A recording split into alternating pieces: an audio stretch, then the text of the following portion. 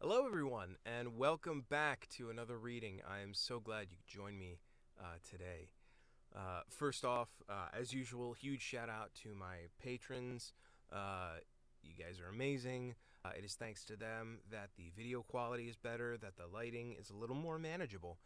So thank you guys. If you would like to join them in supporting this channel, whether it be the D&D parodies or the other not dumb songs I do, or the readings, there are links to support the channel in the description, as well as links to my social media, if you want to check that out. I'm not too terribly exciting, but,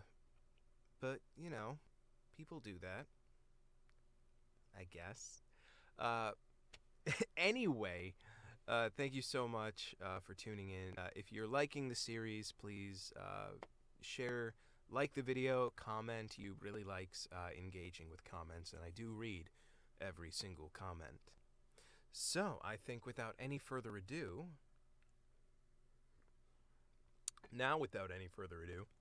we're going to jump right back in to The Legend of Luke by Brian Jacques, Chapter 12.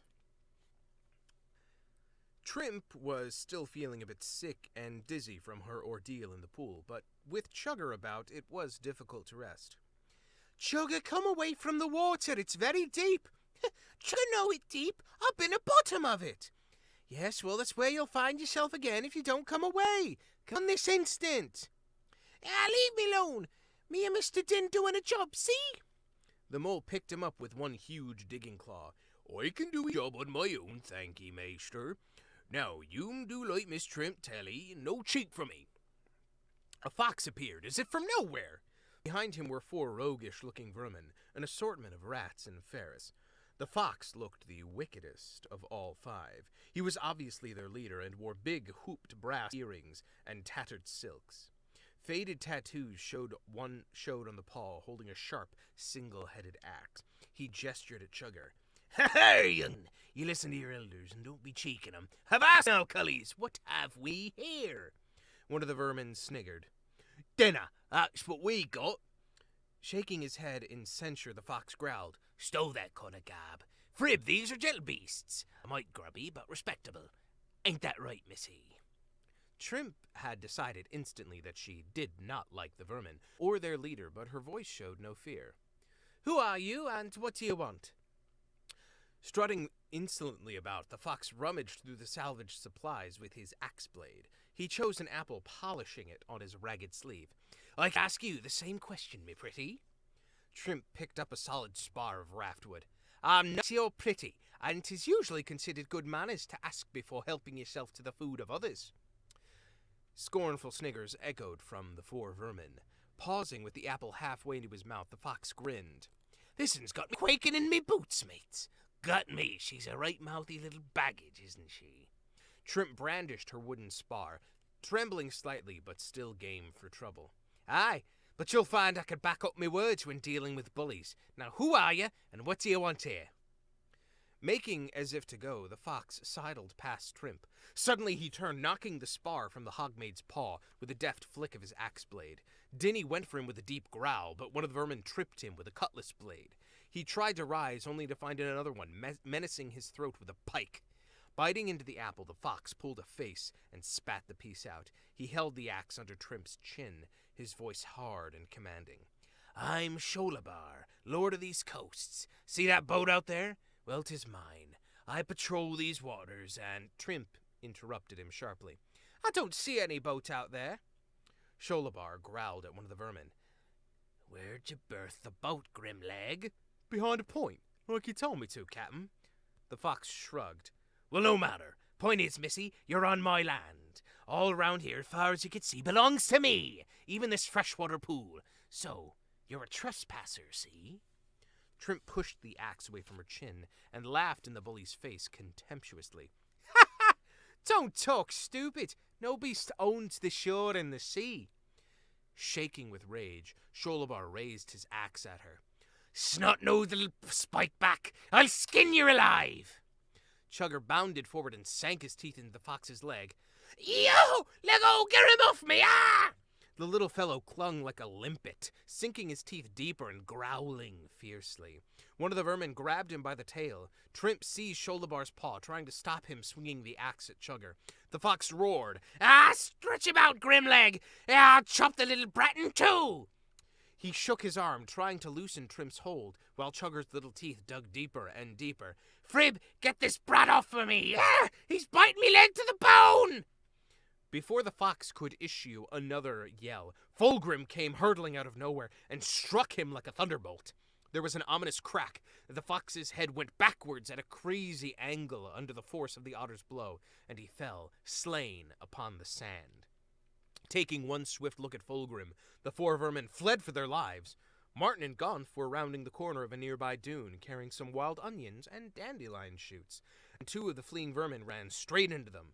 Gonf butted one in the stomach, laying him out, gasping for air. Martin tripped the other one and grabbed him hard by the scruff. The other two vermin ran the opposite way, only to find themselves surrounded by Gaussum rapier points. Hauling the four vermin roughly along, the foragers arrived back at the poolside. Martin had to place himself between the captives and the scar-faced otter who was trying to get them with the dead fox's axe. Martin spoke calmly to him. No more slaying, friend. They've had enough. You four sit down there and explain yourself. What's been going on here? The truth! Now. Grimleg the ferret managed a good act, whining painfully. We're not but poor beasts, sir. We roam the sands looking for victuals to keep skin and bones together. Oh, it's us, sir. We fell foul of this robber band. We begged them for food, but they attacked us. That little un tried to eat our captain, Sholabar, and yon Ogmaid was going to brain us with a club. So 'tis the truth, I tell you. See that savage river dog? That un slew our mate Sholabar for no reason at all. And that mad mole had a sword. He was going to kill me with it. Grimleg picked up the cutlass he had dropped when he fled. This is the very blade. I swears on me this eye, sir. They'd have murdered us if you weren't arrived. Trimp noted Martin's wink before he turned to her, stern-eyed, and demanded, Is this true? Did you attack these poor creatures? Speak! Trimp caught on immediately. Cringing and rubbing her paws nervously, she groveled in the sand, performing a passable imitation of a vermin lying its way out of trouble. Oh, 'tis true, your honour, 'tis true. We had a wicked upbringing, you see. But spare our lives, and we'll give up bad living, and on me grandma's whiskers, I swear we will. Kind sirs, let us sail off in our boat that's moored behind the south point, and you'll never see hide nor hair of us again, on me oath. At the mention of a boat, Furmo exchanged glances with Martin. So they've got a boat. You think, matey? Surveying the wreckage of what had once been their vessel, Martin nodded as if considering the matter. Aye, it'd save us long days of walking. Eh, Gonf? Gonf drew his dagger and stood over the four vermin. Fear not, friends. Justice has come to your aid. These ruffians, the Hogmaid and a crew that attacked you so wickedly, here's how we'll deal with them.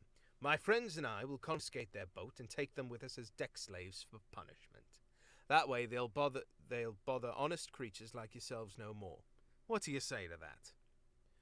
Grimleg and his vermin companions were nonplussed. In one fell swoop they had been foiled of their prey, lost their boat, and also their captain to boot. The ferret was about to object when Furmo drew his rapier and stood facing him, cold-eyed. His voice, when he spoke, was like ice. I'd say 'twas a good idea. These honest beasts should make no objection, as long as the tale they told is true. 'Cause I can't abide a liar, you see.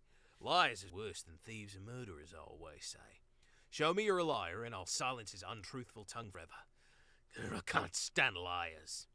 Gonf placed his paw on Furmo's rapier. Put up your blade, matey. These are honest creatures. Grimleg and his men nodded furiously, trying hard to look poor but honest. Now this lot, they're a different kettle of fish. They've got the look of savage, murdering villains to me. Fulgrim narrowed his one eye and squinted wickedly. Aye, I'm a bad lot, always have been. Ain't happy less I'm slaying some poor honest beast with me axe. Chugger bared his teeth and emitted a small growl. Oh, we's villains for sure. Chop a tail off and cuff a throat, we will. Gah! Dinny swinched up his snout and made evil gestures with his dig claws at all and sundry. Brrrr, and stuffing he tails up he noses, grrr. Trimp kicked sand at the seated vermin. Ha! Give me a sharp blade and a cooking pot, and I'll show you what I do to poor honest beasts. Yar. Gonf gave a shudder in mock horror. Enough of that foul talk, you blackguards. Off to the boat and keep bridle on those wicked tongues. Martin drew his sword and marked the miscreants off. Gonf and the Gowsome shrews had to bite their lips to keep from bursting out laughing. Loggerlog Fermo kept his face solemn. He patted the backs of the four miserable vermin heftily, then shook each one by the paw, with a grip that caused them to wince. Lucky you we came along, my friends. Very lucky. One of the Gowsome cooks whispered to Gonf in a voice that all could hear. I hopes they thanks the chief. He can stand ungrateful beasts. Why, I've seen Fermo take his blade, and before the sentence was finished, the vermin were gabbling aloud. In panic, oh, lucky for us indeed, sir, thank you. But now we would have done it without you, Chief. True, we'll never forget how you saved us. Thank you kindly, sir. Gonf gathered up the vermin weapons, tut-tutting like an old mousewife. Nasty, sharp things. Don't fret, friends. We'll take care of these, lest you injure yourselves on them. Fermo presented them with a piece of wood that had intended on using. Sorry about your friend the fox. You can dig a nice resting place for him with this. Goodbye to ye. As they marched off down the beach, one of the vermin, a big skinny rat, kicked the sand ruefully. Ha! Why did we ever come here in the first place? That's what I'd like to know. Grimleg whacked him over the head with a piece of wood. Oh, shut up, screw-nose.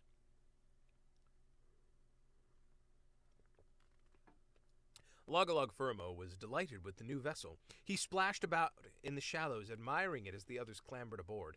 It was a long, flat-bottomed skiff with a single square midsail. Bluffed at the stern and pointed at the bows, fashioned from seasoned beech elm and rowan wood, it had oarlocks and paddles, 4 to each side, plus fine carved tiller and rudder. There was a stern shelter of canvas stretched over a frame of willow for cover in rough weather.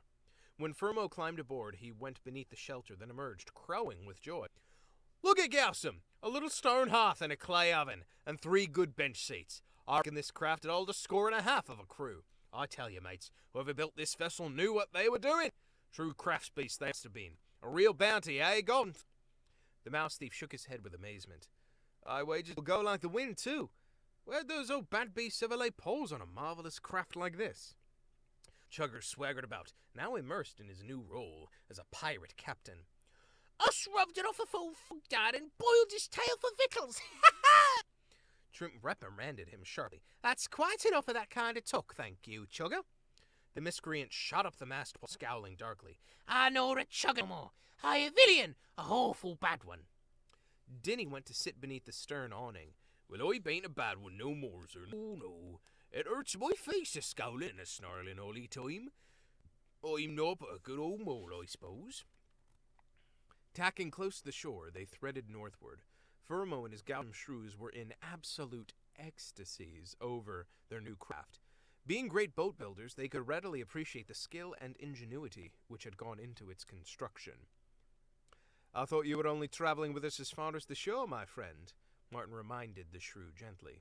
Weren't you supposed to return to your camp and tribe once we were safely downstream?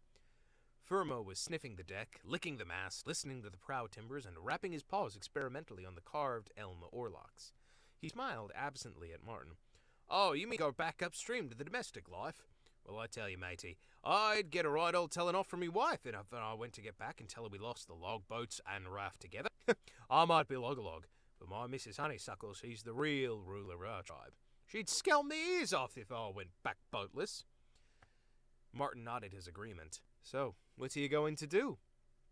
A crafty smile flitted across the shrew's rugged face. I'm going to stay with you till your adventure's done. Then you can sail back home with me and explain to me darling wife how you couldn't have done it without me and my Gowsome crew. In fact, you'll be so pleased with me that you'll present me with this boat to make up for the ones we lost. In return, I'll throw a smashing feast for you and your crew, and we'll top it off by naming the vessel Honeysuckle and me dear wife's honour. Done? Grinning broadly, Martin clasped Fermo's paw. Done, you golden-tongued rascal. And that's where we'll end this. A short chapter, but not as short as some.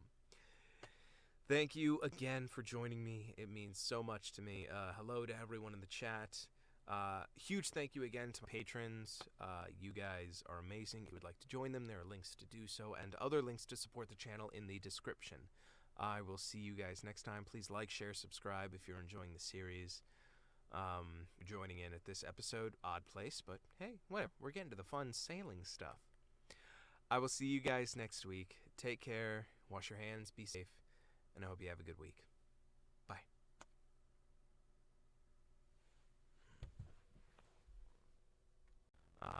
Joining in this episode, odd place, but whatever. We're getting to the fun sailing stuff. I will see you guys next week. Take care, wash your hands, be safe, and I hope you have a good week.